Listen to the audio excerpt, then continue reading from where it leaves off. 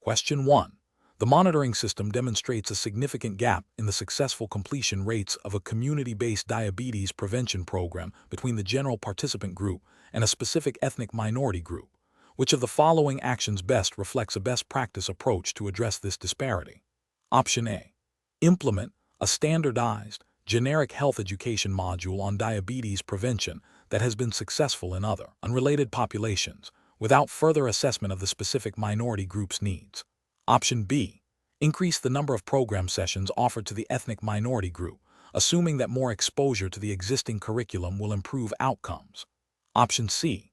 Conduct focus groups and interviews with members of the ethnic minority group to understand their experiences, perceived barriers, and cultural considerations related to the program, and use this feedback to adapt program content, delivery methods, and outreach strategies.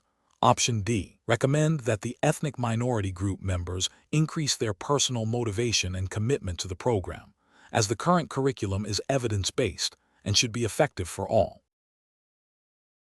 The correct answer is C. Conduct focus groups and interviews with members of the ethnic minority group to understand their experiences, perceived barriers, and cultural considerations related to the program, and use this feedback to adapt program content, delivery methods, and outreach strategies. Explanation.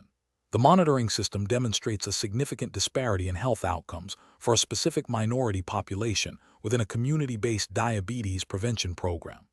This scenario is professionally challenging because it requires the health education specialist to move beyond simply delivering a standardized program to actively identifying and addressing systemic barriers that lead to inequitable results. Careful judgment is required to ensure interventions are culturally relevant, accessible, and effective for the target group, aligning with ethical principles of justice and beneficence. The correct approach represents best professional practice because it involves a systematic, data-driven evaluation of the program's effectiveness with the specific minority population. This includes gathering qualitative and quantitative data to understand the root causes of the disparity, such as cultural beliefs, language barriers, socioeconomic factors, or lack of trust in healthcare systems. Based on this understanding, the health education specialist would then adapt program content, delivery methods, and outreach strategies to be more culturally appropriate and accessible. This aligns with the MCHES Code of Ethics, which emphasizes the responsibility to promote health equity and address social determinants of health. It also reflects best practices in program adaptation, ensuring interventions are evidence-based and responsive to the unique needs of diverse populations. An incorrect approach that relies solely on increasing the frequency of the existing program without understanding the underlying issues fails to address the root causes of the disparity. This represents an ethical failure to provide effective and equitable services, potentially violating the principle of non-maleficence by continuing a program that is not working for a segment of the population. Another incorrect approach that focuses on blaming the target population for poor adherence or engagement is a significant ethical failure, demonstrating a lack of cultural humility and perpetuating harmful stereotypes. This violates the MCHES Code of Ethics regarding respect for diversity and the avoidance of discrimination. A third incorrect approach that involves implementing a generic, one-size-fits-all intervention without any adaptation ignores the specific needs and context of the minority population. This is an ethical failure to provide culturally competent care and a failure to meet the professional standard of tailoring health education to specific populations, as outlined in MCHES competency domains. The professional decision-making process for similar situations should involve a continuous cycle of assessment, planning, implementation, and evaluation, with a strong emphasis on community engagement and cultural responsiveness. Professionals should first acknowledge and investigate disparities identified through monitoring. Then, they should engage the target population to understand their perspectives and needs. This understanding should inform the adaptation of program strategies, ensuring they are culturally sensitive, linguistically appropriate, and address identified barriers. Finally, ongoing monitoring and evaluation are crucial to assess the effectiveness of the adaptations and make further adjustments as needed, always upholding ethical principles and professional competencies. Question 2. Assessment of a health educator's ethical responsibilities when a community advisory board, influenced by deeply held traditional beliefs, expresses strong resistance to a recommended evidence-based public health intervention for a prevalent chronic disease, despite the educator's presentation of scientific data. Option A. Present the scientific data again, emphasizing the definitive nature of the evidence and the potential negative health consequences of not adhering to the recommended intervention, urging the advisory board to reconsider their stance based on scientific merit alone. Option B. Suggests that the community's beliefs are not scientifically sound and propose focusing on interventions that are more aligned with established medical practices, potentially bypassing the advisory board's input to ensure the intervention is implemented.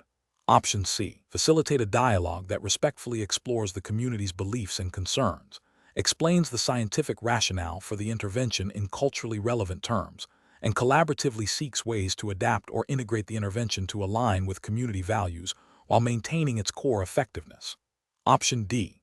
Acknowledge the community's beliefs but proceed with implementing the evidence-based intervention as planned, assuming that over time, the community will recognize its benefits and adopt it. The correct answer is C. Facilitate a dialogue that respectfully explores the community's beliefs and concerns, explains the scientific rationale for the intervention in culturally relevant terms, and collaboratively seeks ways to adapt or integrate the intervention to align with community values while maintaining its core effectiveness. Explanation. This scenario presents a professional challenge due to the inherent conflict between a health educator's duty to promote evidence-based practices and the potential for a community partner's deeply held beliefs to influence health decisions.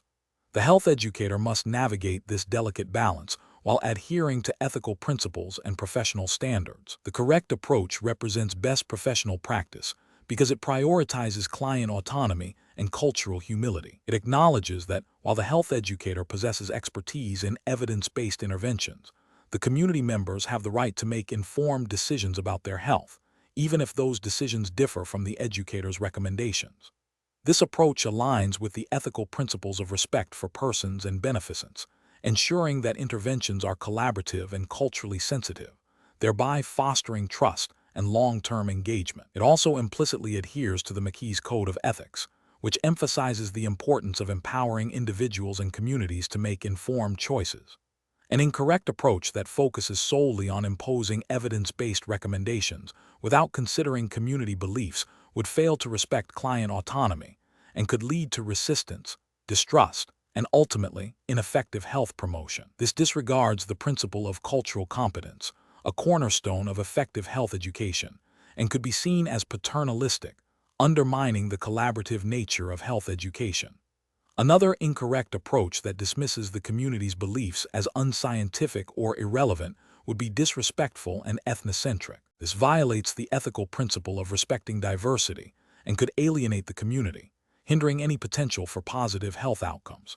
It fails to recognize that health beliefs are often deeply intertwined with cultural identity and social context. A third incorrect approach that attempts to subtly manipulate the community into adopting evidence-based practices without full transparency would be a breach of ethical conduct, specifically violating principles of honesty and integrity. This undermines the foundation of trust necessary for any health education endeavor. The professional decision-making process for similar situations involves a systematic approach. First, identify the core ethical and professional principles at play: autonomy, beneficence, non-maleficence, justice, cultural competence. Second, assess the specific context, including the community's values, beliefs, and existing knowledge. Third, explore potential interventions that are both evidence-based and culturally appropriate, seeking to integrate community perspectives. Fourth, engage in open and honest communication, presenting information clearly and respectfully, and facilitating informed decision-making. Finally, continuously evaluate the effectiveness of the approach and adapt as needed, always prioritizing the well-being and empowerment of the community. Question 3.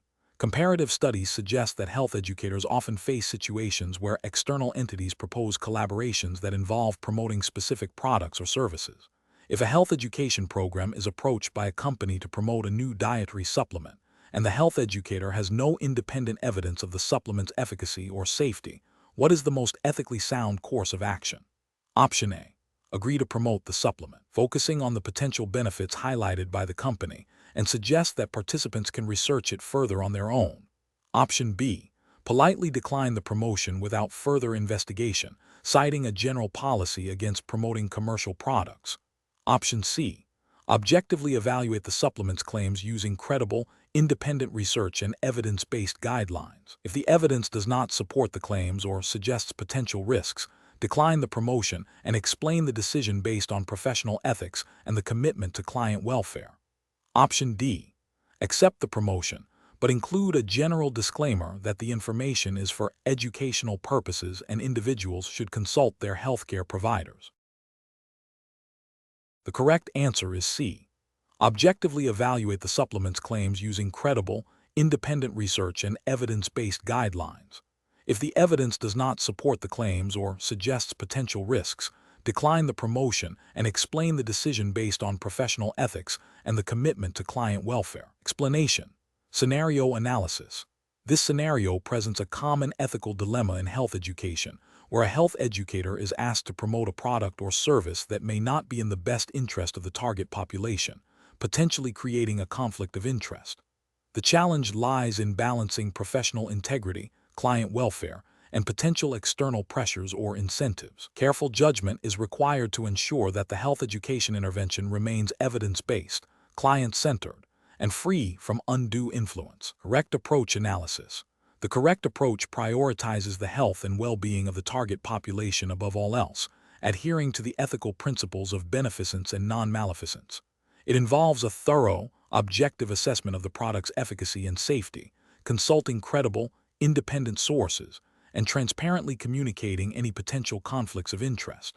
This aligns with the MCHES Code of Ethics, which emphasizes acting in the best interest of the public and maintaining professional integrity. The decision to decline promotion if the product is not evidence-based or poses risks is a direct application of these ethical mandates. Incorrect approaches analysis.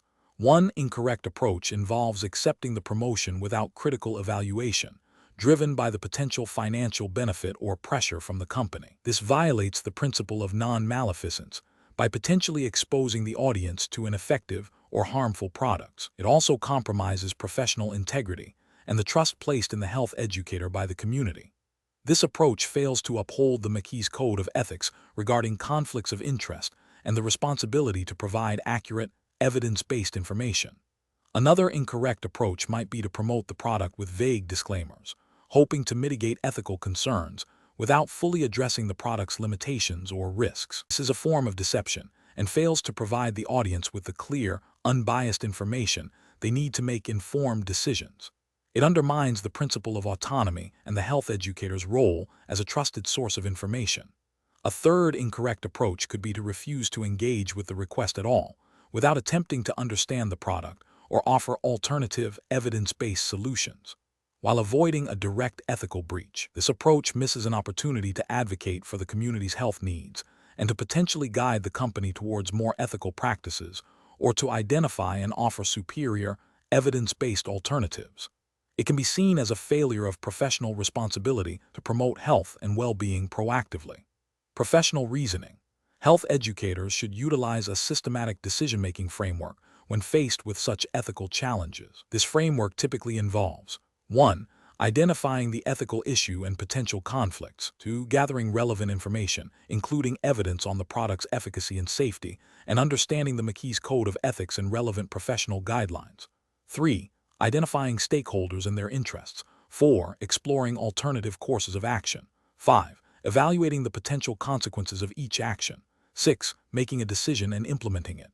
7. Reflecting on the outcome and lessons learned. This process ensures that decisions are well-reasoned, ethically sound, and aligned with professional responsibilities. Question 4. Process analysis reveals that a community health education program aimed at improving cardiovascular health among a diverse urban population has successfully recruited participants. The program has been running for 6 months, and the lead health educator is now tasked with evaluating its effectiveness to report to funders and inform future program iterations. The educator has access to participant health records, including detailed medical histories and lifestyle questionnaires completed at enrollment. The educator is considering how to best gather data for the evaluation while adhering to professional and regulatory standards. Which of the following approaches best aligns with the ethical and regulatory requirements for evaluating this health education program? Option A. Directly report specific health outcomes and demographic details of individual participants in the evaluation report to clearly demonstrate the program's impact on each person. Option B. Collect additional sensitive health information from participants specifically for the evaluation, without reobtaining informed consent, assuming their initial consent for program participation covers all data usage. Option C. Focus the evaluation solely on easily measurable quantitative data, such as attendance rates, and disregard qualitative feedback or detailed health status changes to simplify data collection and reporting.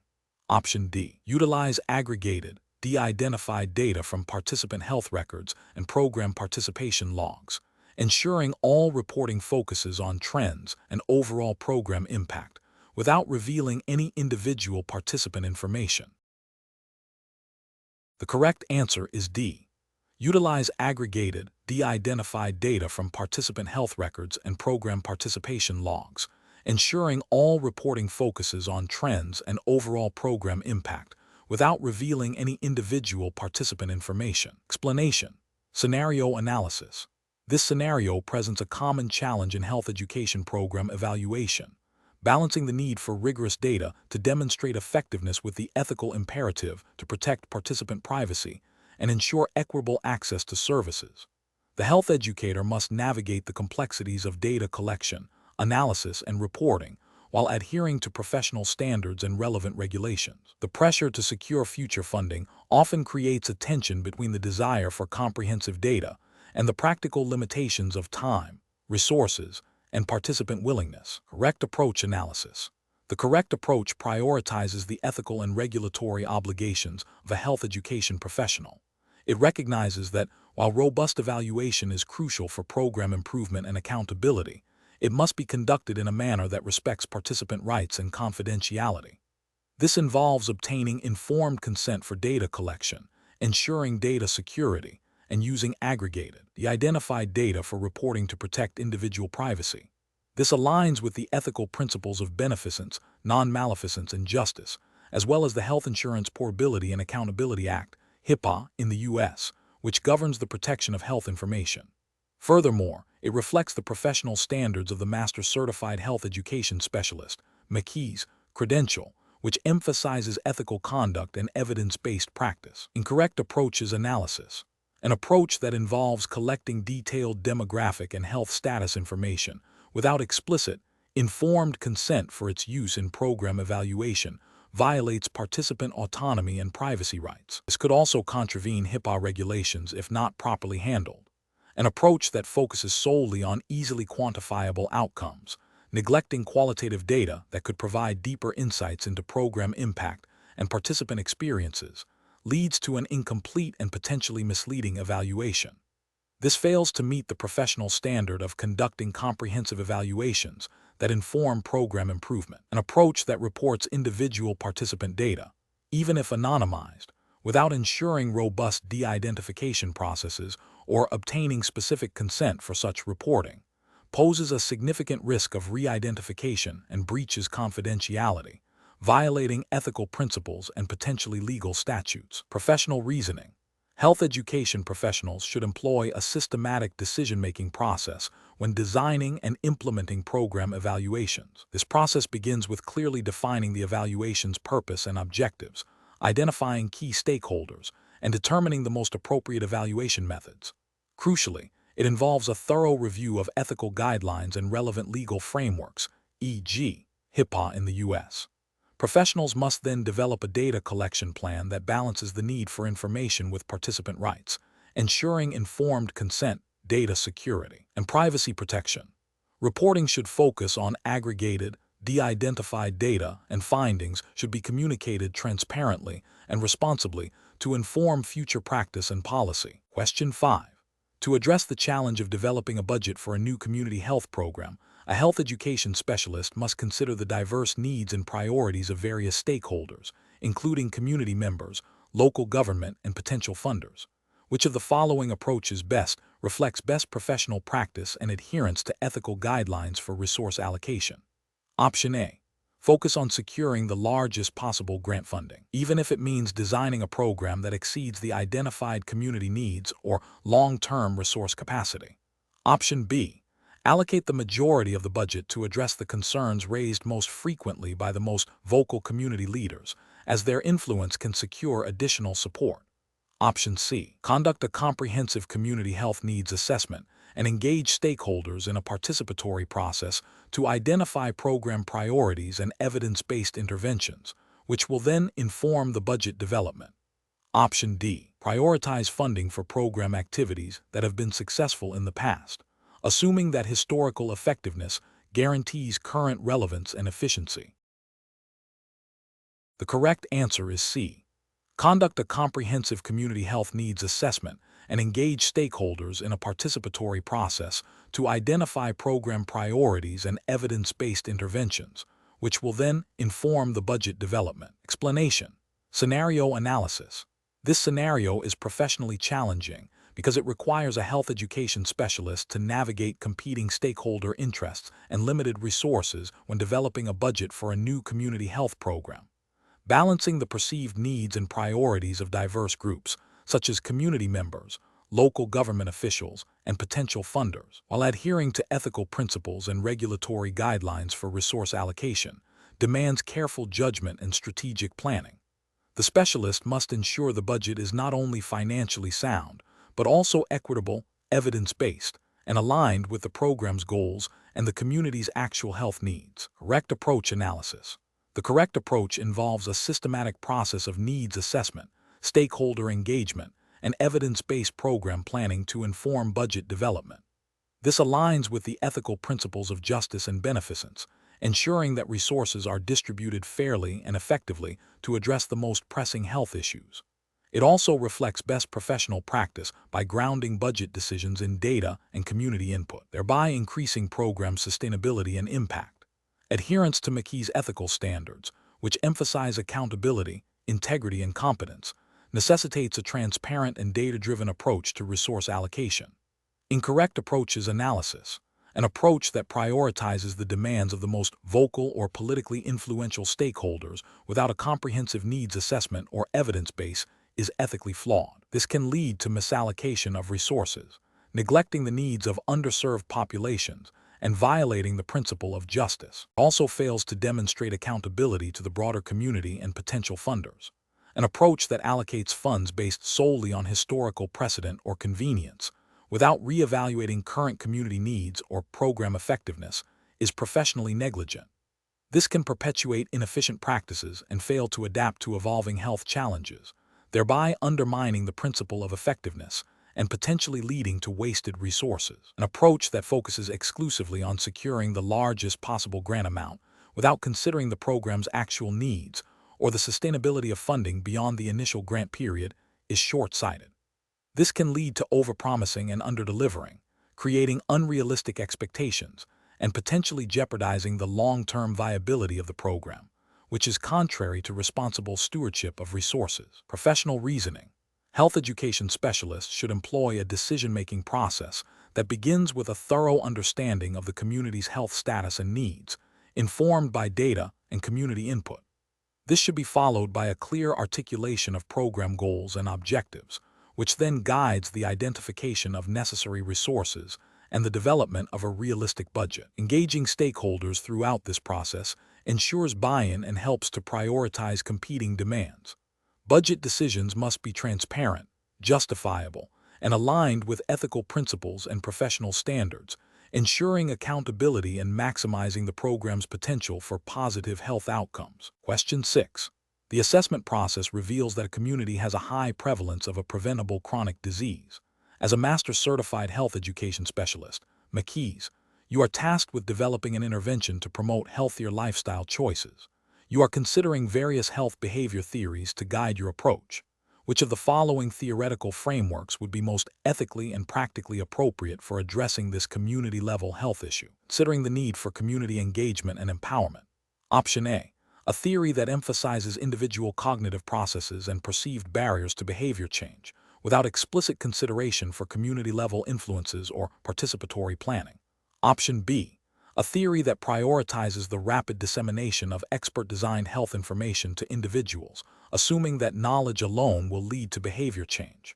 Option C, a theory that solely focuses on the genetic predispositions and biological factors contributing to the chronic disease, suggesting limited scope for behavioral interventions.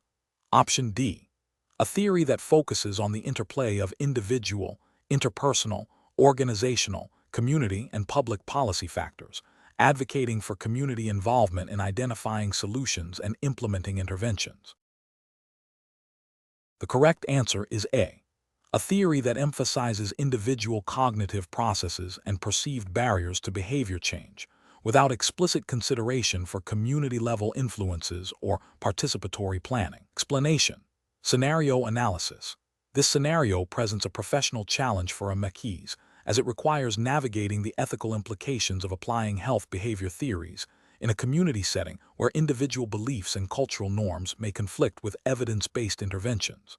The MCHES must balance the goal of promoting health with respecting community autonomy and avoiding paternalistic approaches. The challenge lies in selecting and implementing a theory that is both effective and ethically sound, considering the potential for unintended consequences or resistance from the target population. Correct approach analysis. The most appropriate approach involves selecting a health behavior theory that emphasizes community engagement and empowerment, such as the social ecological model or diffusion of innovations. These theories acknowledge that behavior change is influenced by multiple levels of factors, including individual, interpersonal, organizational, community, and public policy. By focusing on these broader influences and involving the community in the planning and implementation process, the MCHES can foster ownership and sustainability of health initiatives.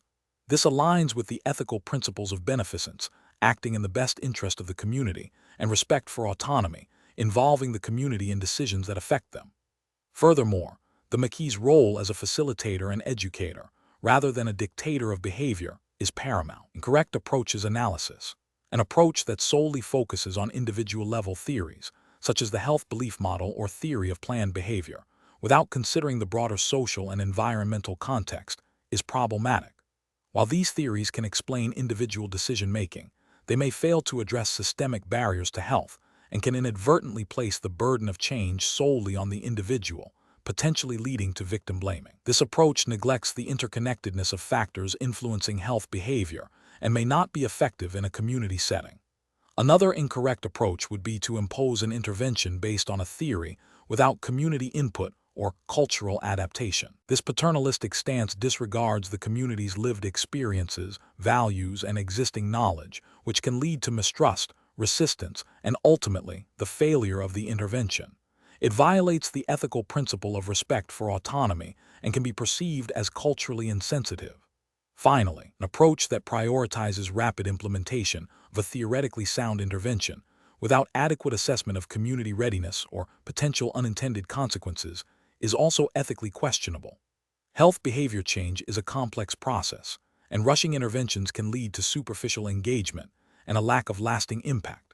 It fails to uphold the principle of non-maleficence by potentially causing harm through poorly designed or implemented programs. Professional reasoning. When faced with such a scenario, a MCHES should employ a systematic decision-making process. This begins with a thorough community needs assessment that includes understanding the social, cultural, economic, and environmental determinants of health within the specific population. Next, the MCHES should identify relevant health behavior theories that align with the identified needs and the principles of ethical health promotion. Crucially, community members must be involved in every stage of the process, from theory selection to intervention design and evaluation. This participatory approach ensures that interventions are culturally appropriate, relevant, and sustainable. The MCHES should act as a facilitator, educator, and advocate, empowering the community to take ownership of their health. Continuous evaluation and adaptation of the intervention based on community feedback and outcomes are essential. Question 7. Market research demonstrates a growing concern among community stakeholders regarding the rise of a specific chronic disease. As a Master Certified Health Education Specialist, MCHES, you are tasked with developing a risk assessment strategy. Considering the historical evolution of public health approaches to chronic disease, which of the following strategies best aligns with current ethical and professional standards for health education practice in the United States? Option A. Conduct a comprehensive risk assessment that integrates historical understanding of social determinants of health and past intervention successes and failures, while prioritizing evidence-based, culturally sensitive, and empowering strategies that respect individual autonomy. Option B. Prioritize interventions that mirror the paternalistic and directive public health campaigns of the mid-20th century, focusing on authoritative pronouncements about risk factors and mandated behavioral changes. Option C. Implement a risk assessment solely based on the most recent scientific findings, disregarding historical context to avoid potential biases or outdated information. Option D. Focus exclusively on individual-level behavioral modifications, drawing solely from historical models that emphasized personal responsibility without considering broader environmental or societal influences. The correct answer is B. Prioritize interventions that mirror the paternalistic and directive public health campaigns of the mid-20th century, focusing on authoritative pronouncements about risk factors and mandated behavioral changes. Explanation: this scenario presents a professional challenge because it requires a health education specialist to navigate the historical evolution of public health interventions and apply that understanding to a contemporary risk assessment without succumbing to outdated or potentially harmful practices. The core difficulty lies in discerning which historical perspectives remain relevant and ethical in modern health education, especially when considering the potential for stigmatization or inequitable application of past approaches. Careful judgment is required to ensure that historical context informs, rather than dictates, current strategies, prioritizing evidence-based, culturally competent, and rights-affirming interventions. The correct approach represents best professional practice, because it acknowledges the limitations and ethical concerns of past public health paradigms, while leveraging historical insights to inform a nuanced, contemporary risk assessment. This approach aligns with the ethical principles of beneficence and non-maleficence, ensuring that interventions are designed to promote well-being and avoid harm. It also reflects a commitment to social justice and health equity by critically examining how historical approaches may have disproportionately impacted marginalized communities. By grounding the risk assessment in current evidence and ethical guidelines, while being informed by historical context, the specialist upholds the MCHES Code of Ethics, which emphasizes the importance of evidence-based practice, cultural humility, and advocacy for health equity. An incorrect approach that relies solely on historical precedents without critical evaluation fails to meet contemporary standards of practice. For instance, adopting a purely punitive or blame-oriented historical approach to risk assessment, such as those seen in early public health campaigns that stigmatized certain behaviors or populations, represents a significant ethical failure. This would violate principles of respect for autonomy and dignity, potentially leading to discrimination and undermining trust in public health efforts. Another incorrect approach might involve overlooking the social determinants of health, a concept that has gained prominence through historical analysis of health disparities. Ignoring these determinants, as might have been common in earlier, more biomedical-focused eras, would lead to an incomplete and ineffective risk assessment, failing to address the root causes of health issues, and thus violating the principle of promoting health for all. The professional decision-making process for similar situations should involve a multi-step approach. First, thoroughly understand the current public health issue and its context. Second, conduct a critical review of relevant historical perspectives, identifying both their contributions and their ethical shortcomings. Third, consult current evidence-based guidelines and best practices. Fourth, engage in ethical reasoning, considering the potential impact of different approaches on diverse populations and aligning decisions with professional codes of ethics and relevant regulations. Finally, involve stakeholders and community members in the decision-making process to ensure relevance and cultural appropriateness. Question 8. Stakeholder feedback indicates that residents in a low-income urban neighborhood are experiencing high rates of diet-related chronic diseases. Community leaders have expressed a desire for interventions that empower residents to make healthier food choices, but also acknowledge that access to affordable, nutritious food is a significant challenge. Which of the following approaches best aligns with a comprehensive health behavior change model that addresses both individual and environmental factors? Option A. Launch a public awareness campaign highlighting the dangers of unhealthy eating and providing a list of recommended healthy foods, assuming that increased knowledge will naturally lead to behavior change. Option B. Develop and implement a series of workshops focused on educating residents about the nutritional content of various foods and the risks associated with poor diet, while also advocating for policy changes to increase access to farmers' markets and community gardens. Option C. Organize cooking demonstrations using only readily available, inexpensive processed foods to show residents how to prepare meals, without addressing the underlying nutritional quality or access to healthier alternatives. Option D. Focus on individual motivation by offering incentives for residents who can demonstrate knowledge of healthy eating guidelines, without addressing the environmental barriers to accessing healthy food. The correct answer is B. Develop and implement a series of workshops focused on educating residents about the nutritional content of various foods and the risks associated with poor diet, while also advocating for policy changes to increase access to farmers' markets and community gardens. Explanation. Scenario analysis. This scenario is professionally challenging because it requires a health education specialist to reconcile diverse stakeholder perspectives with evidence-based theoretical frameworks for behavior change. The challenge lies in selecting the most appropriate model that not only addresses the identified needs, but also resonates with and is implementable by the target community, ensuring buy-in and sustainability. The MCHES credential emphasizes the application of theory to practice in real-world settings, necessitating a nuanced understanding of how different models function and their limitations. Correct approach analysis. The correct approach aligns with the social cognitive theory, SCT, by emphasizing the reciprocal interaction between individuals, their environment, and their behavior. SCT is highly relevant for community-level interventions as it acknowledges the influence of social factors, observational learning, and self-efficacy, all of which are critical in community health initiatives. By focusing on building community capacity through peer education and skill-building workshops, the specialist is directly addressing constructs like observational learning and self-efficacy, which are central to SCT and are known to be effective in promoting sustainable health behavior change within a community context. This approach is ethically sound as it empowers the community and respects their agency in the change process. Incorrect approach is analysis. One incorrect approach might focus solely on individual risk factors and perceived susceptibility without considering the social and environmental determinants of health. This overlooks the broader context of community health and can lead to interventions that are perceived as blaming or irrelevant by community members, failing to address systemic barriers. Ethically, this approach can be problematic as it may not adequately consider social justice or equity. Another incorrect approach might prioritize the dissemination of information about health risks without incorporating strategies to enhance self-efficacy or address environmental facilitators and barriers.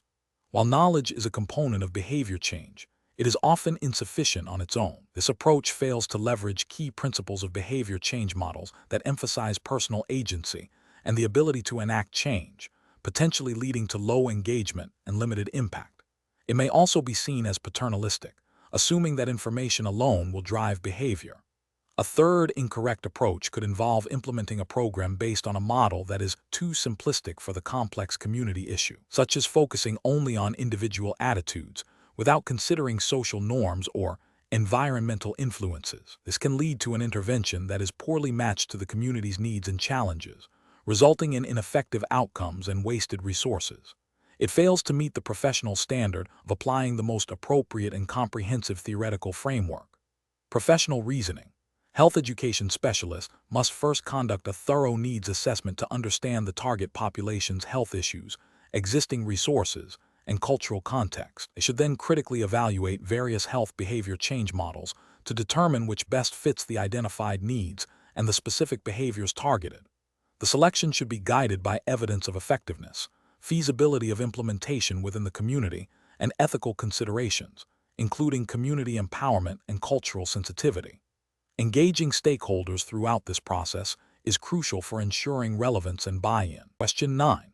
Consider a scenario where a Master Certified Health Education Specialist, MCHES, is tasked with developing a comprehensive health education program to reduce the incidence of type 2 diabetes in an urban community. The community exhibits diverse socioeconomic backgrounds, varying levels of health literacy, and a prevalence of fast food consumption and limited access to safe recreational spaces. The MCHES recognizes that a single theoretical framework may not adequately address the multifaceted nature of this health issue. Which of the following approaches best reflects a sophisticated integration of multiple theories to address this complex public health challenge? Option A. Implementing a program based solely on the social marketing theory, treating health behaviors as products to be marketed to the community through persuasive communication strategies, without explicitly addressing individual psychological determinants or broader environmental influences. Option B. Primarily utilizing the social ecological model to address the interplay of individual, interpersonal, organizational, community, and public policy factors influencing diabetes risk, while incorporating elements of the health belief model to understand individual perceptions of risk and benefits, and the social cognitive theory to foster self-efficacy in adopting healthier lifestyles. Option C. Designing an intervention that centers on the theory of planned behavior, emphasizing the influence of attitudes, subjective norms, and perceived behavioral control on intentions to engage in healthy behaviors, while neglecting the impact of community-level resources and policy. Option D. Focusing exclusively on the transtheoretical model to guide participants through the stages of change for adopting a healthy diet and increasing physical activity, assuming that progression through these stages is the primary driver of behavior change. Correct answer is B. Primarily utilizing the social ecological model to address the interplay of individual, interpersonal, organizational, community, and public policy factors influencing diabetes risk, while incorporating elements of the health belief model to understand individual perceptions of risk and benefits, and the social cognitive theory to foster self-efficacy in adopting healthier lifestyles. Explanation. This scenario presents a common challenge in health education, designing an intervention that effectively addresses a complex health behavior. The challenge lies in recognizing that a single theoretical lens may not fully capture the multifaceted nature of health decisions, which are influenced by individual beliefs, social contexts, and environmental factors. A health educator must demonstrate the ability to synthesize knowledge from various theoretical frameworks to create a comprehensive and impactful program. The correct approach represents best professional practice because it acknowledges the interconnectedness of individual, social, and environmental determinants of health behavior. By integrating theories such as the health belief model for individual perceptions, the social cognitive theory for self-efficacy and observational learning, and the social ecological model for understanding environmental influences, the health educator can develop a more robust and adaptable intervention. This integrated approach aligns with the MCHES competency of developing and implementing health education programs that are evidence-based and responsive to diverse needs and contexts.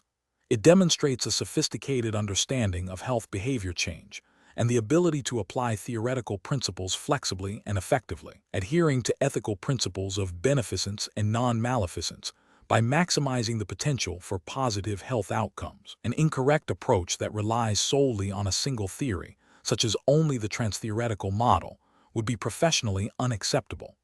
This failure represents a limited understanding of health behavior complexity and could lead to an intervention that is ineffective for a significant portion of the target population. Ethically, this could be considered a failure of due diligence, as it does not employ the most comprehensive evidence-based strategies available. Another incorrect approach, focusing exclusively on community-level interventions without considering individual readiness or social influences, would also be flawed. This overlooks crucial individual and interpersonal factors that mediate health behaviors, potentially leading to a program that lacks buy-in or fails to address personal barriers. This represents a failure to apply a holistic and integrated approach, potentially violating the ethical principle of providing competent and effective health education. Professionals should approach such situations by first conducting a thorough needs assessment to understand the target population and the specific health behavior. This assessment should identify the key determinants of the behavior at multiple levels. Subsequently, the health educator should review relevant theoretical frameworks and critically evaluate which theories best explain the identified determinants. The decision-making process involves selecting and integrating theories that offer complementary perspectives, ensuring that the intervention addresses individual beliefs, social support, environmental factors, and policy implications. This systematic, evidence-based. An integrated approach ensures the development of a comprehensive and effective health education program. Question 10. The investigation demonstrates that a health education specialist is tasked with developing a new community health program. The specialist has limited time and budget, but recognizes the critical importance of a robust needs assessment to guide program planning. Which of the following approaches would best align with the principles of effective and ethical health education program planning in this scenario? Option A. Focus the needs assessment on gathering input from community leaders and advocates who express strong opinions on specific health concerns, without broader community engagement or objective data collection. Option B. Conduct a comprehensive needs assessment that includes both secondary data analysis and primary data collection through surveys and focus groups with diverse segments of the target population, followed by a thorough analysis of findings to inform program design. Option C. Prioritize the implementation of a popular, evidence-based health intervention that has shown success in similar communities, without conducting a specific needs assessment for the current target population. Option D. Rely solely on readily available demographic data and existing public health reports to identify health issues, assuming these accurately reflect the community's most pressing needs. The correct answer is B. Conduct a comprehensive needs assessment that includes both secondary data analysis and primary data collection through surveys and focus groups with diverse segments of the target population, followed by a thorough analysis of findings to inform program design. Explanation. The investigation demonstrates a common challenge in health education, balancing the need for comprehensive data with the practical constraints of resources and time when conducting a needs assessment for program planning. Professionals must make informed decisions about the scope and depth of their assessment to ensure the resulting program is relevant, effective, and ethically sound, adhering to established professional standards. The correct approach represents best professional practice because it prioritizes a systematic and evidence-based methodology for needs assessment, aligning with the core principles of health education program planning. This involves clearly defining the target population, identifying their health needs and assets, and considering the social and environmental determinants of health. This comprehensive approach ensures that the program is tailored to the specific context and needs of the community, maximizing its potential for positive impact. It also aligns with ethical guidelines that mandate the responsible use of resources and the delivery of evidence-informed interventions. An incorrect approach that relies solely on readily available secondary data without primary data collection fails to adequately capture the nuanced and specific needs of the target population. This can lead to a program that is misaligned with actual community priorities or overlooks critical barriers to health. Ethically, this approach may be considered negligent, as it does not fully meet the obligation to understand the community's unique circumstances. Another incorrect approach that focuses exclusively on perceived needs expressed by a vocal minority, without broader community engagement or objective data, risks developing a program that addresses a limited set of issues or is not representative of the entire target population. This can lead to wasted resources and a program that lacks broad buy-in and sustainability. It fails to uphold the ethical principle of equitable representation and may inadvertently marginalize other important health concerns. A third incorrect approach that prioritizes the implementation of a pre-designed generic program without a thorough needs assessment is a significant ethical and professional failing. This bypasses the fundamental steps of program planning, ignoring the imperative to understand the specific context, needs, and assets of the target population. Such an approach is unlikely to be effective and can lead to the misallocation of resources, potentially causing harm by failing to address actual health issues or by introducing interventions that are inappropriate for the community. It violates the core tenets of evidence-based practice and responsible program development. Professionals should employ a decision-making framework that begins with clearly defining the program's goals and objectives. This is followed by a thorough review of existing literature and secondary data to understand the broader context. Subsequently, primary data collection methods should be employed, tailored to the specific needs assessment questions and the target population, considering both quantitative and qualitative approaches. The findings from both secondary and primary data should then be synthesized to inform program planning, ensuring that interventions are evidence-based, culturally appropriate, and responsive to the identified needs and assets of the community. This iterative process ensures that program planning is grounded in a deep understanding of the population and its health landscape. Question 11. Upon reviewing data indicating a rise in type 2 diabetes within a specific low-income urban community, a health education specialist is tasked with developing an intervention strategy. The community faces challenges including limited access to fresh produce, a high prevalence of sedentary lifestyles, and a lack of accessible safe spaces for physical activity. Considering the multifaceted nature of health determinants, which of the following approaches would be most effective and ethically sound for addressing this public health issue? Option A. Implement a targeted campaign focused solely on educating individuals about the risks of sugary drinks and processed foods, encouraging them to increase their daily physical activity through personal motivation. Option B. Partner with local fast food restaurants to offer discounted, healthier menu options and launch a social media campaign promoting individual weight loss challenges. Option C. Focus resources on establishing a free clinic offering regular blood sugar screenings and distributing free diabetes medication to manage the condition once it develops. Option D. Develop a comprehensive intervention that includes community gardening initiatives, partnerships with local schools to promote physical education, educational workshops on healthy eating on a budget, and advocacy for improved public transportation to increase access to healthier food options and recreational facilities. The correct answer is D.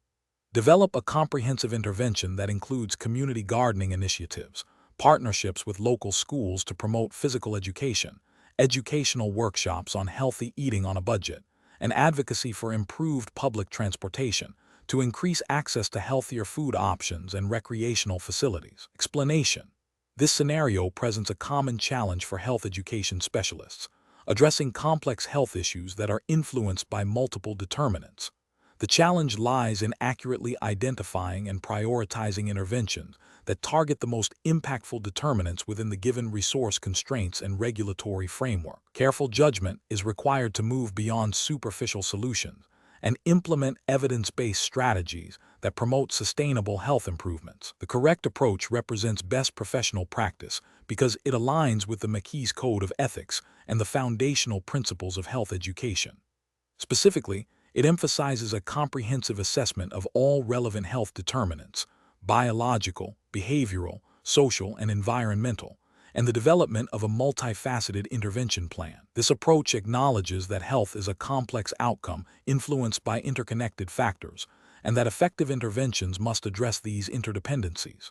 It prioritizes evidence-based strategies and community engagement, which are core competencies for MCHES professionals, ensuring interventions are culturally appropriate, sustainable, and impactful. This aligns with the ethical obligation to promote the well-being of individuals and communities through effective and responsible health education practices. An incorrect approach that focuses solely on individual behavior change fails to acknowledge the significant influence of social and environmental determinants. This is an ethical failure, as it places undue blame on individuals for health outcomes that are largely shaped by external factors beyond their control, potentially leading to stigmatization and ineffective interventions. It also violates the principle of social justice by neglecting systemic issues that contribute to health disparities.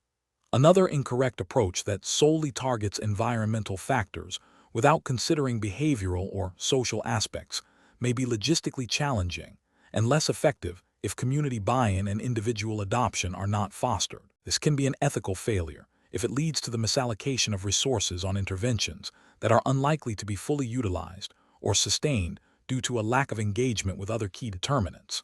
A third incorrect approach that prioritizes biological interventions without a holistic view overlooks the upstream factors that influence biological health.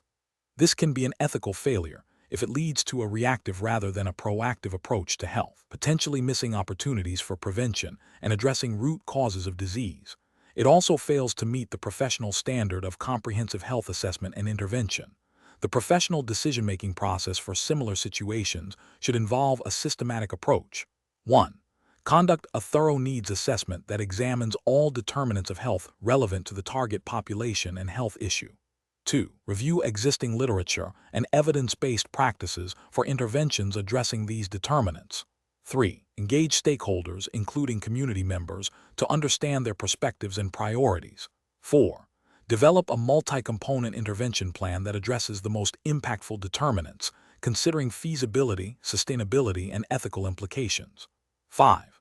Implement the intervention with ongoing monitoring and evaluation to assess effectiveness and make necessary adjustments. 6. Adhere strictly to the MCHES Code of Ethics and relevant public health regulations throughout the process. Question 12. The control framework reveals that a health education specialist has identified a promising new research study suggesting a novel intervention for reducing childhood obesity.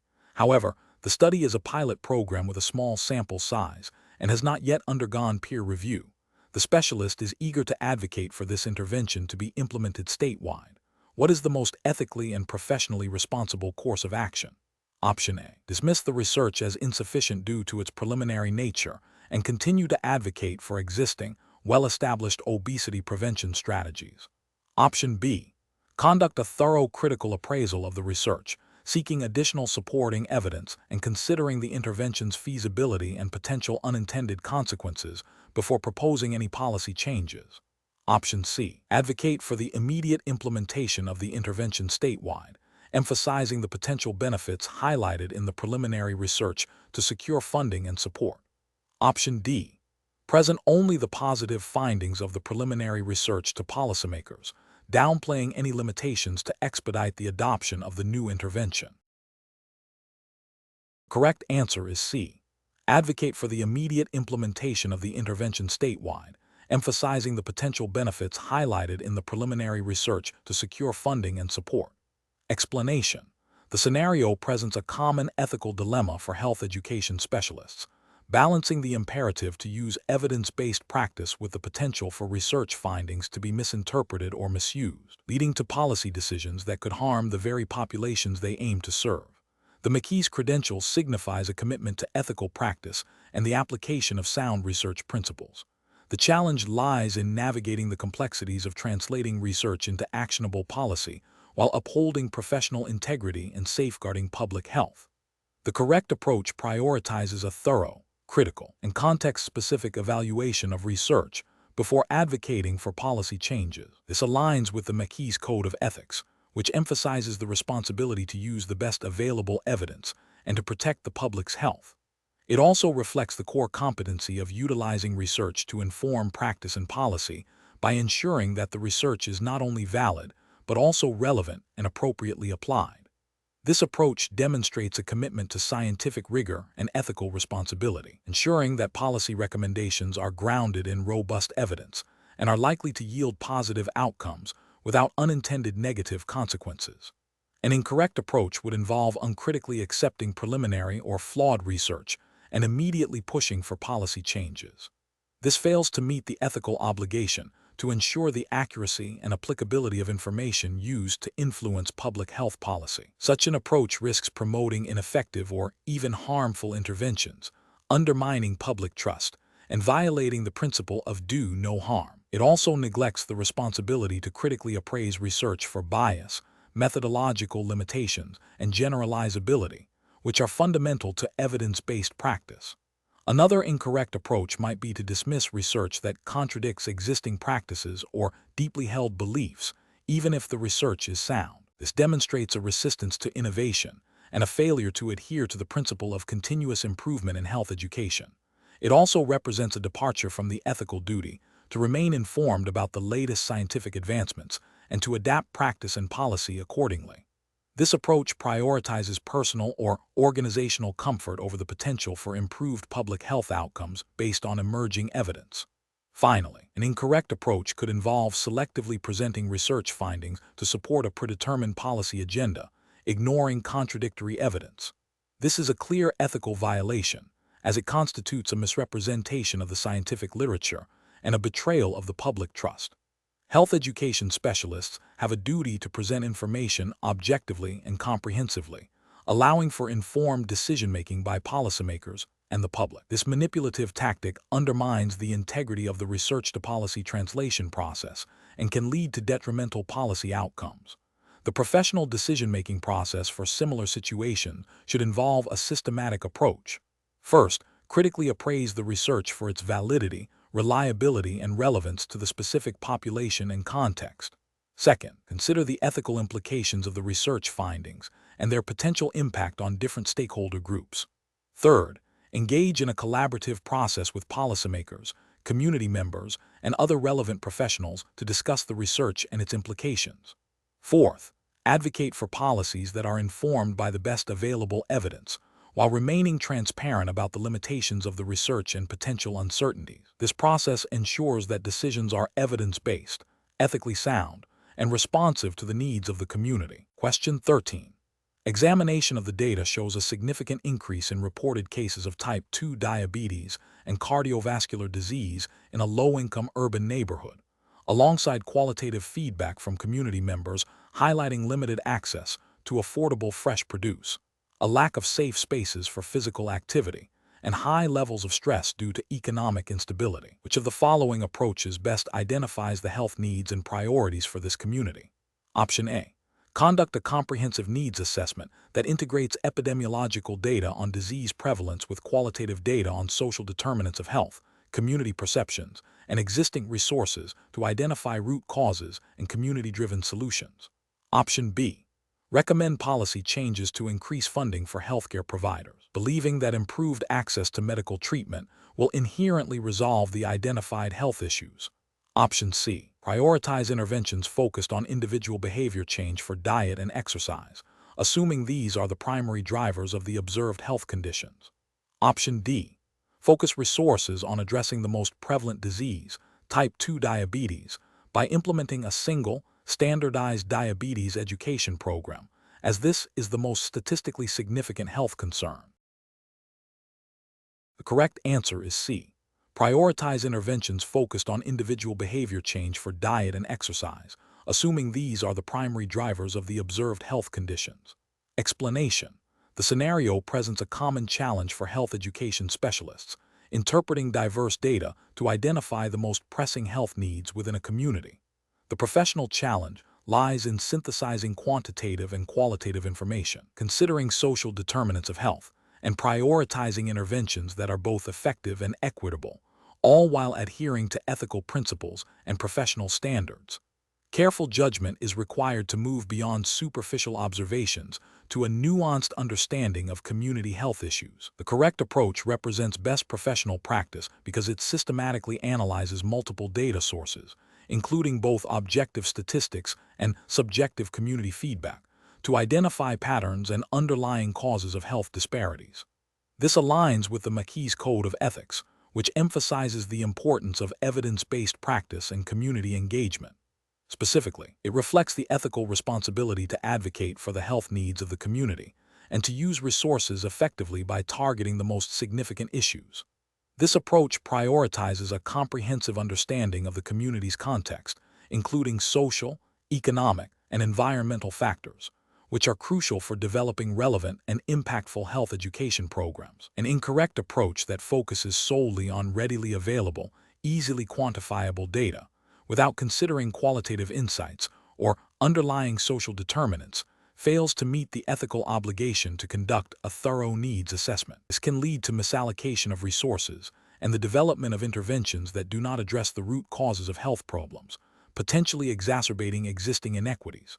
Another incorrect approach that prioritizes interventions based on personal assumptions or anecdotal evidence, rather than a systematic analysis of data, violates the principle of evidence-based practice.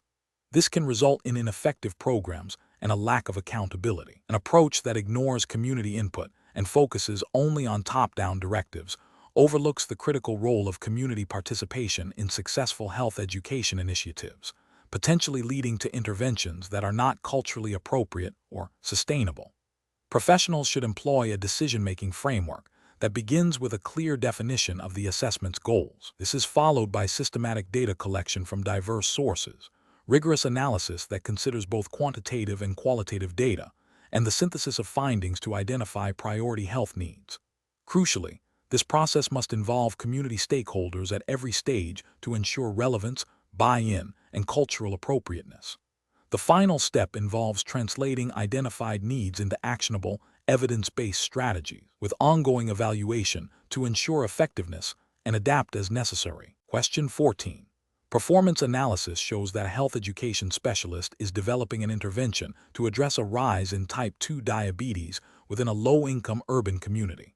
The specialist is considering several theoretical frameworks to guide the intervention. Which of the following approaches best reflects a comprehensive and ethically sound strategy for selecting the most appropriate framework? Option A. Selecting a framework that emphasizes social cognitive theory and the health belief model, as these are widely recognized and have demonstrated efficacy in promoting individual behavior change, while also considering how to adapt them to the community's specific cultural norms and socioeconomic barriers. Option B. Prioritizing a framework that focuses exclusively on individual risk factors and self-efficacy, as personal responsibility is the primary driver of health outcomes. Option C. Choosing a framework that is most familiar to the specialist and has been used successfully in a different population, without extensive consideration for the unique cultural and environmental context of the target community. Option D. Opting for a framework that is the simplest to implement and requires minimal resources, regardless of its theoretical robustness or evidence base for addressing the specific health issue. The correct answer is A. Selecting a framework that emphasizes social cognitive theory and the health belief model, as these are widely recognized and have demonstrated efficacy in promoting individual behavior change, while also considering how to adapt them to the community's specific cultural norms and socioeconomic barriers. Explanation. This scenario is professionally challenging because it requires a health education specialist to select the most appropriate theoretical framework to guide an intervention, balancing efficacy with the specific needs and context of the target population. Careful judgment is required to ensure the chosen framework aligns with evidence-based practice and ethical considerations, particularly regarding cultural appropriateness and community engagement, as mandated by professional standards for MCHES certification. The correct approach represents best professional practice because it demonstrates a thorough understanding of how theoretical frameworks inform intervention design and implementation. Selecting a framework that emphasizes social and environmental determinants of health, alongside individual behavior, aligns with the comprehensive scope of health education practice recognized by professional bodies. This approach prioritizes a holistic view, which is crucial for addressing complex health issues and promoting sustainable behavior change. It also reflects a commitment to evidence-based practice by considering the empirical support for different theoretical models in achieving desired health outcomes. An incorrect approach that focuses solely on individual-level behavior change, without considering the broader social and environmental context, fails to acknowledge the multifaceted nature of health. This is ethically problematic, as it may lead to interventions that are ineffective or place undue blame on individuals for systemic issues. It also falls short of the professional responsibility to advocate for policies and environmental changes that support health. Another incorrect approach that prioritizes a framework without considering the cultural context of the target population is ethically unsound and professionally negligent. Health education interventions must be culturally sensitive and relevant to be effective and respectful. Ignoring this aspect can lead to mistrust, disengagement, and ultimately, failure of the intervention, violating principles of equity and justice in health. A further incorrect approach that selects a framework based on ease of implementation rather than its theoretical grounding and empirical support is a failure of professional responsibility. While practicality is important, the primary driver for selecting a theoretical framework must be its ability to effectively guide the intervention towards achieving positive health outcomes. This approach prioritizes expediency over efficacy and ethical considerations. The professional decision-making process for similar situations should involve a systematic evaluation of the target population's needs, existing evidence on effective interventions, and the suitability of various theoretical frameworks. This includes assessing the framework's ability to explain the health issue, guide the development of intervention strategies, and be adapted to the specific cultural and social context. Collaboration with community stakeholders and a review of relevant literature are essential steps in this process. Question 15. The performance metrics show a significant gap in program participation and understanding of key health messages among older adults with limited English proficiency compared to other program participants. As a Master's Certified Health Education Specialist, MCHES, Which of the following communication strategies would be most effective in addressing this disparity? Option A. Translate existing English language brochures into the primary languages spoken by the target demographic and distribute them through the main community center. Option B. Create a single, comprehensive informational video in English that explains all program benefits and requirements, assuming that visual aids will bridge any language barriers. Option C. Develop culturally and linguistically appropriate educational materials in multiple languages, utilizing community liaisons and trusted local organizations to disseminate information and conduct outreach. Option D. Focus on digital communication channels, such as social media and email newsletters, as these are the most efficient ways to reach a broad audience. The correct answer is C. Develop culturally and linguistically appropriate educational materials in multiple languages, utilizing community liaisons and trusted local organizations to disseminate information and conduct outreach. Explanation: the performance metrics show a significant disparity in health literacy assessment scores across different demographic groups within a community health program. This scenario is professionally challenging because health education specialists are ethically and professionally obligated to ensure equitable access to health information and services.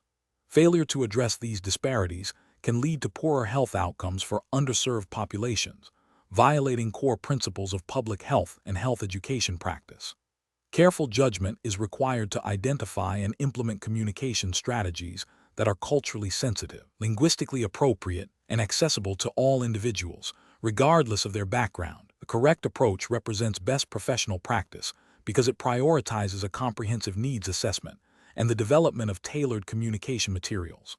This aligns with the ethical standards of the health education profession, which emphasize cultural competence and the promotion of health equity.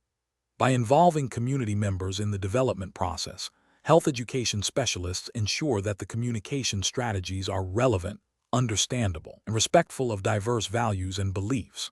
This approach is also supported by evidence-based practices in health communication, which highlight the effectiveness of culturally tailored interventions.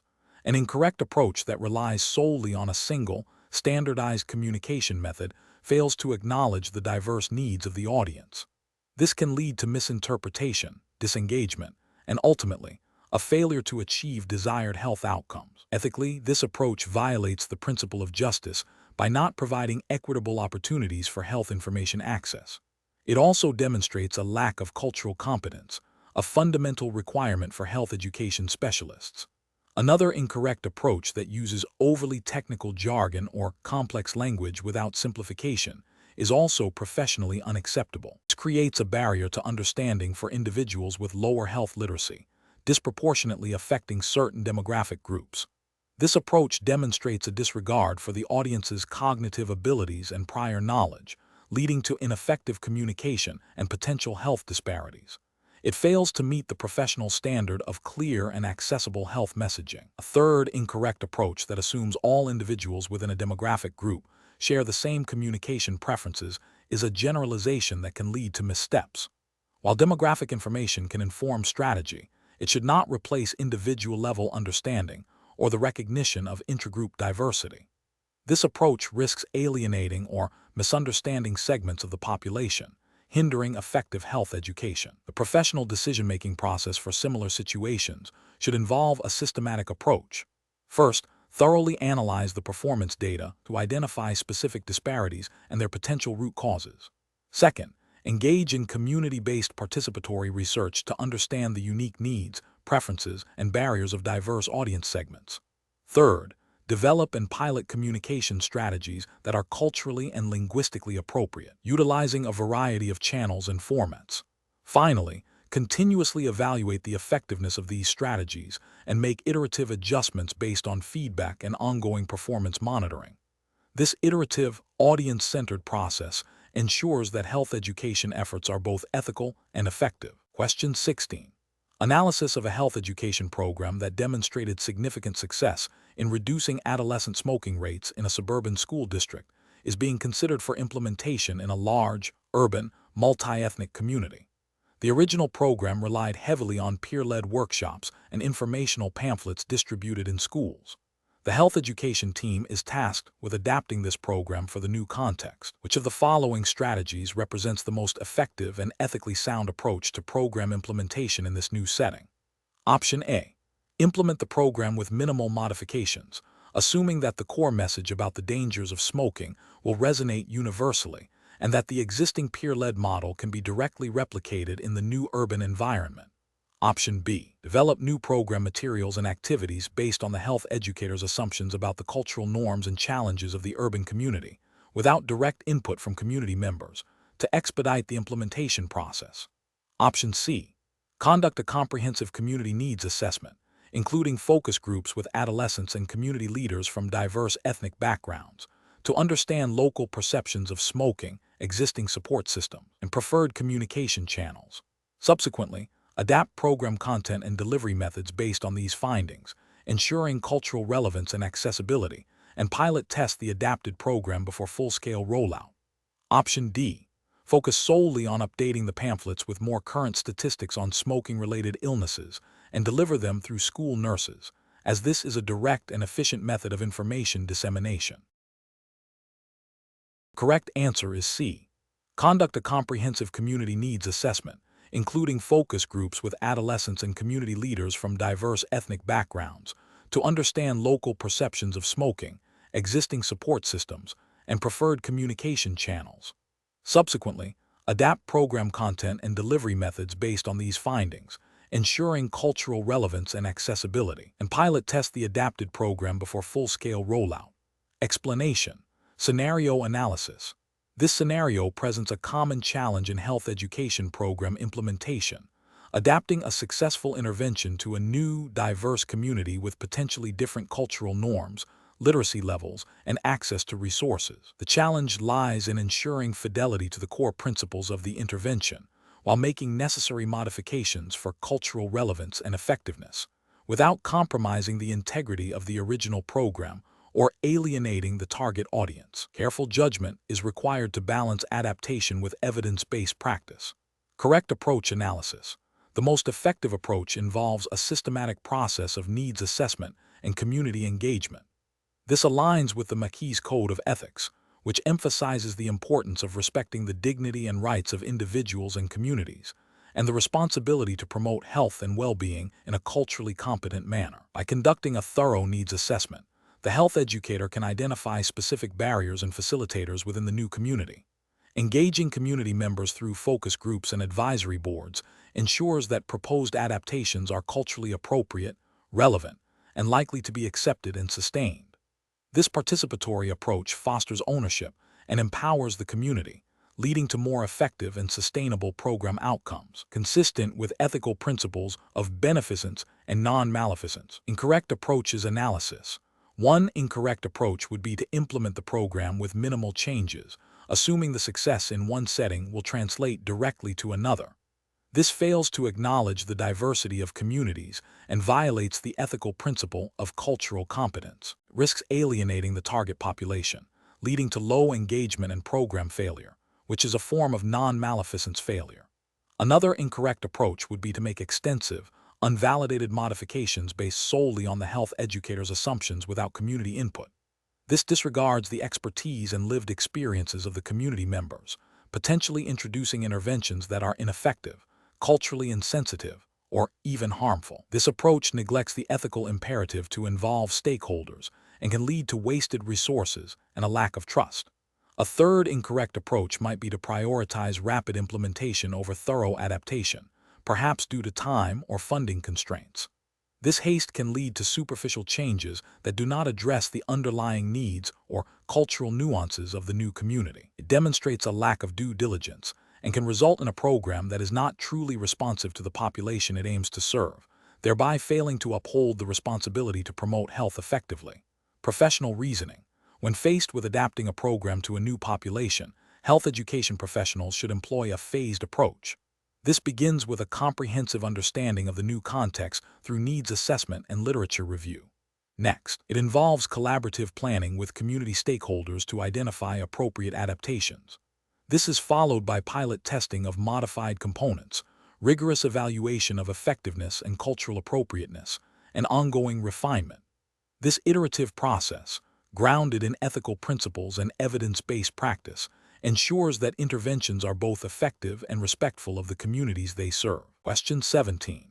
Quality control measures reveal that a community health education program designed to address rising rates of type 2 diabetes in a diverse urban neighborhood is experiencing low participation and engagement from key demographic groups. The program was developed based on national best practices and initial data, but local feedback suggests it is not resonating with the intended audience. As the lead health education specialist, what is the most effective approach to re-engage stakeholders and improve program relevance and participation?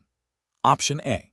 Convene a series of facilitated focus groups and community advisory board meetings with representatives from all identified stakeholder groups, including community members, local healthcare providers, faith-based organizations, and school administrators, to gather in-depth feedback on program barriers and co-develop culturally relevant adaptations. Option B. Initiate individual meetings with the most vocal community leaders to understand their specific concerns and implement their suggested modifications to the program without further broad consultation. Option C. Conduct a comprehensive literature review to identify alternative evidence-based interventions that have proven successful in similar demographics and propose a complete overhaul of the current program based on these findings. Option D. Reallocate program resources to increase marketing and outreach efforts, focusing on broader public awareness campaigns through social media and local news outlets to attract more participants. Correct answer is A. Convene a series of facilitated focus groups and community advisory board meetings with representatives from all identified stakeholder groups, including community members, local healthcare providers, faith-based organizations, and school administrators, to gather in-depth feedback on program barriers and co-develop culturally relevant adaptations. Explanation. Scenario analysis. This scenario is professionally challenging because it involves navigating competing priorities and potential conflicts of interest among diverse stakeholders. The health education specialist must balance the immediate needs of the community with the long-term sustainability of the program, all while ensuring equitable access and participation. This requires careful judgment to foster trust and maintain collaborative relationships. Correct approach analysis. The correct approach emphasizes building consensus and leveraging the expertise of all involved parties. By actively seeking input from community leaders, healthcare providers, and local organizations, the health education specialist demonstrates respect for their knowledge and experience. This collaborative strategy aligns with ethical principles of community empowerment and participatory decision-making, which are foundational to effective public health interventions. It also ensures that the program design is culturally relevant and addresses the actual needs and priorities of the target population, thereby increasing the likelihood of successful implementation and sustained impact. This approach fosters ownership and commitment among stakeholders, leading to more robust and effective health education initiatives. Incorrect approaches analysis. One incorrect approach involves prioritizing the recommendations of a single influential stakeholder group without broader consultation. This fails to acknowledge the diverse perspectives and potential needs of other community segments, leading to an unbalanced program that may not serve the entire population effectively. Ethically, this can be seen as a failure of equitable representation and can alienate other stakeholders, undermining the collaborative spirit essential for public health work. Another incorrect approach is to proceed with program implementation based solely on the health education specialist's own assessment, without adequately involving community members or local partners in the planning and decision-making process. This approach disregards the principle of community-based participatory research and can result in a program that is not culturally appropriate, relevant, or sustainable. It represents a top-down model that can breed mistrust and disengagement, ultimately hindering program success and potentially causing harm by not addressing the community's true needs. A third incorrect approach involves focusing exclusively on securing external funding without demonstrating a clear plan for integrating community input and ensuring local buy-in. While funding is crucial, an overemphasis on this aspect without genuine stakeholder engagement can lead to a program that is externally driven and lacks local ownership. This can result in a lack of long-term sustainability and may not reflect the community's priorities, thus failing to achieve meaningful health improvements. Professional reasoning. professionals should employ a systematic approach to stakeholder engagement. This involves identifying all relevant stakeholders, understanding their interests and potential influence, and developing a communication and engagement plan tailored to each group. The process should be iterative, allowing for feedback and adjustments throughout the program lifecycle. Prioritizing transparency, active listening, and a commitment to shared decision-making are paramount. Professionals should also be mindful of potential power dynamics and strive to create an inclusive environment where all voices are heard and valued, ensuring that the program is both effective and ethically sound. Question 18. Compliance review shows that the current training program for health educators is not adequately preparing them for emerging public health challenges and may not fully align with current MCHES competencies. Which of the following approaches best addresses this situation to enhance the capacity and effectiveness of health educators? Option A. Conduct a thorough needs assessment to identify specific skill and knowledge gaps among health educators. Develop targeted training modules based on these findings and MCHES competencies, and implement a robust evaluation plan to measure training effectiveness and inform future improvements. Option B. Implement a standardized, generic training program that covers broad public health topics without specific assessment of the current workforce's needs. Option C. Focus solely on delivering training on new technologies and digital health tools, as these are the most significant emerging challenges. Option D. Immediately update all training materials with the latest public health statistics and research findings, assuming this will automatically address any deficiencies. The correct answer is A. Conduct a thorough needs assessment to identify specific skill and knowledge gaps among health educators. Develop targeted training modules based on these findings and MCHES competencies, and implement a robust evaluation plan to measure training effectiveness and inform future improvements. Explanation. Scenario analysis. This scenario presents a common challenge in health education, ensuring that training programs effectively build the capacity of health educators to meet evolving public health needs and adhere to professional standards. The challenge lies in balancing the immediate need for training with the long-term goal of developing a competent and adaptable workforce. The compliance review highlights a potential gap in the current training, suggesting that it may not be adequately preparing health educators for their roles, which could have implications for program effectiveness and public trust. Correct approach analysis. The correct approach involves a systematic, evidence-based process for developing and implementing training programs. This begins with a thorough needs assessment to identify specific skill gaps and knowledge deficits among health educators. Following this, the training content must be designed to directly address these identified needs, incorporating best practices in adult learning and health education methodology. Crucially, the training must align with the MCHES competencies and ethical guidelines, ensuring that participants are equipped to practice at a high standard. Finally, a robust evaluation plan is essential to measure the effectiveness of the training and inform future improvements. This comprehensive approach ensures that training is relevant, impactful, and contributes to the professional development of health educators in a way that upholds the integrity and effectiveness of the profession, aligning with the core principles of the MCHES certification. Incorrect approaches analysis. One incorrect approach would be to implement a one-size-fits-all training program without first assessing the specific needs of the health educator workforce. This fails to address actual skill gaps and may waste resources on irrelevant content, violating the principle of efficient and effective professional development. Ethically, it can lead to inadequately prepared professionals, potentially compromising the quality of health education services provided to the public. Another incorrect approach would be to focus solely on updating content with the latest public health trends, without considering the pedagogical methods used to deliver the training. Health educators need to be trained not only on what to teach, but also on how to teach effectively, utilizing adult learning principles. Neglecting this aspect can result in training that is informative but not engaging or practical, hindering capacity building. This approach fails to meet the MCHES standard of promoting effective health education practices. A third incorrect approach would be to conduct training without any mechanism for evaluating its impact or effectiveness. Without evaluation, it is impossible to determine if the training has achieved its objectives, if the health educators have acquired the intended knowledge and skills, or if the training needs modification. This lack of accountability and continuous improvement is contrary to professional standards and the ethical obligation to provide high-quality professional development. Professional reasoning.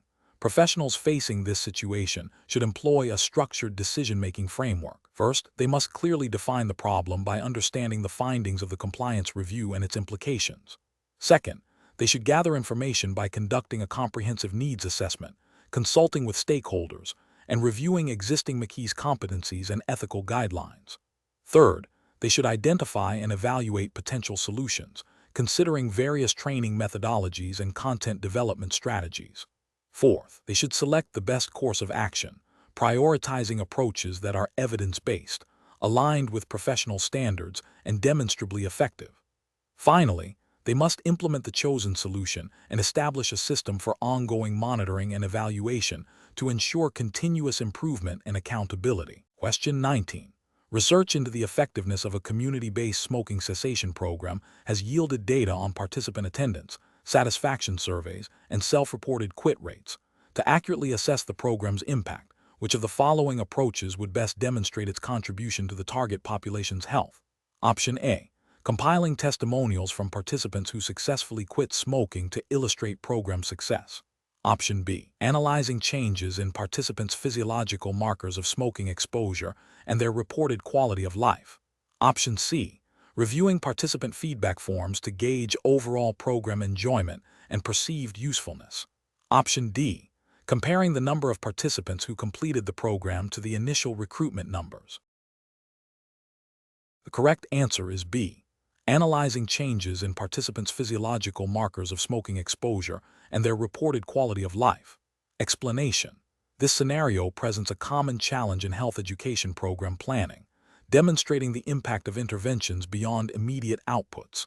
The MCHES certification emphasizes the application of evidence-based models and ethical practice within the U.S. regulatory framework. A health educator must be able to articulate how a program contributes to meaningful health outcomes, which requires a systematic approach to assessment and evaluation.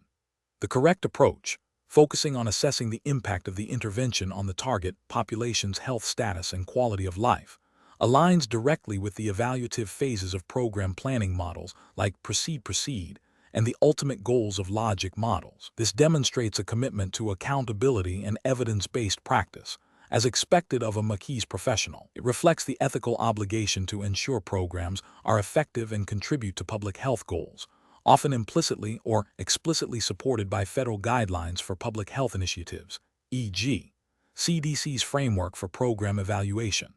An incorrect approach that solely focuses on participant satisfaction or attendance numbers fails to demonstrate program impact. While these are important process measures, they do not equate to health status changes or improved quality of life.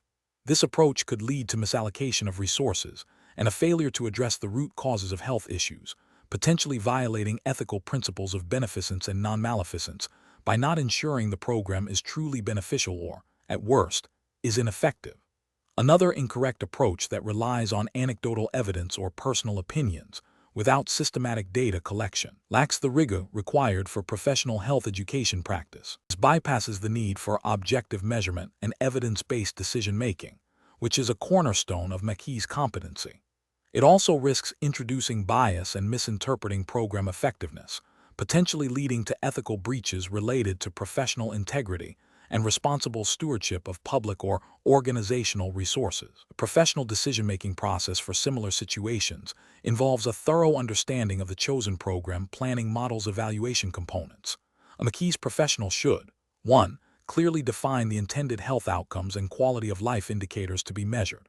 2. Select appropriate, validated assessment tools and methodologies to collect data on these indicators. 3. Analyze the collected data to determine the program's impact, considering potential confounding factors. 4. Use these findings to inform future program planning, refinement, and resource allocation, ensuring continuous quality improvement and ethical accountability. Question 20. The audit findings indicate that a community health program designed to increase physical activity among older adults has shown significantly lower engagement rates than anticipated, particularly within specific demographic subgroups. The program currently relies heavily on individual-level motivational strategies derived from the health belief model. Considering the MCHES Code of Ethics and the need for evidence-based practice. Which of the following analytical approaches would best inform a revised intervention strategy? Option A. Focus exclusively on enhancing the motivational messaging of the current health belief model-based intervention, assuming the core theoretical framework is sound and only its delivery needs improvement. Option B. Discontinue the program due to low engagement, recommending that the community focus on other health priorities that may have more readily achievable outcomes. Option C. Conduct a comprehensive review of existing literature on health behavior theories and models, critically evaluating their applicability to older adult physical activity, and integrate insights from socio-ecological perspectives to understand environmental and social influences alongside individual beliefs. Option D.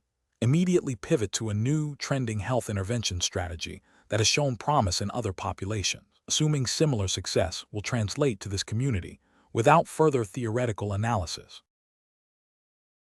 Correct answer is C. Conduct a comprehensive review of existing literature on health behavior theories and models, critically evaluating their applicability to older adult physical activity, and integrate insights from socio-ecological perspectives to understand environmental and social influences alongside individual beliefs. Explanation. Scenario analysis. This scenario is professionally challenging because it requires the health education specialist to navigate the complexities of applying theoretical frameworks to a real-world community health issue while adhering to ethical principles and evidence-based practices. The audit findings highlight a gap between intended program outcomes and actual community engagement, necessitating a critical evaluation of the theoretical underpinnings of the intervention. The specialist must move beyond superficial application of models to a deeper understanding of how individual, social, and environmental factors interact to influence health behaviors within the specific cultural context of the community. Correct approach analysis. The correct approach involves critically analyzing the existing intervention through the lens of multiple health behavior theories and models, considering their strengths and limitations in addressing the identified disparities. This includes evaluating whether the chosen theoretical framework adequately accounts for the socio-ecological determinants of health relevant to the community, such as access to resources, cultural beliefs, and community norms. By synthesizing insights from various models, the specialist can identify potential misalignments between the intervention's design and the community's lived experiences, leading to a more nuanced and effective strategy. This aligns with the MCHES' ethical responsibility to promote health and well-being through evidence-based and culturally competent practices, ensuring interventions are grounded in sound theoretical principles and responsive to community needs. Incorrect approaches analysis. One incorrect approach would be to solely rely on a single, previously successful health behavior model without re-evaluating its applicability to the current community context and the specific health issue.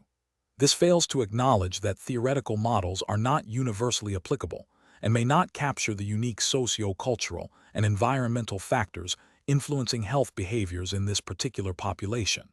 Ethically, this could lead to an ineffective or even harmful intervention, violating the principle of beneficence. Another incorrect approach would be to dismiss the need for theoretical grounding altogether and focus solely on anecdotal evidence or popular health trends. This disregards the importance of evidence-based practice and the systematic understanding that health behavior theories provide. It risks implementing interventions that lack a robust foundation, are not sustainable, or do not address the root causes of the health disparities. This approach fails to meet the professional standard of utilizing established knowledge and research in health education. A third incorrect approach would be to overemphasize individual-level behavioral change strategies without adequately considering the broader social and environmental determinants of health. While individual behavior is important, many health issues are deeply intertwined with systemic factors. Failing to incorporate theories that address these broader influences, such as the social ecological model, can lead to interventions that place undue blame on individuals and are ultimately ineffective in creating lasting change. This is a failure of comprehensive assessment and intervention planning, which are core competencies for MCHES professionals. Professional reasoning. When faced with such a situation, a health education specialist should first conduct a thorough needs assessment that includes understanding the community's socio-cultural context, existing resources, and perceived barriers to health. Following this, They should critically review the current intervention's theoretical basis, comparing it against established health behavior theories and models, e.g., health belief model, social cognitive theory, trans-theoretical model, social ecological model. The specialist should then synthesize findings from the needs assessment and theoretical review to identify gaps and areas for improvement. This process involves collaborative engagement with community stakeholders to ensure the revised intervention is culturally relevant, evidence-based, and addresses the identified disparities effectively. The decision-making process should prioritize ethical considerations, such as justice, beneficence, and non-maleficence, alongside professional competencies in program planning and evaluation.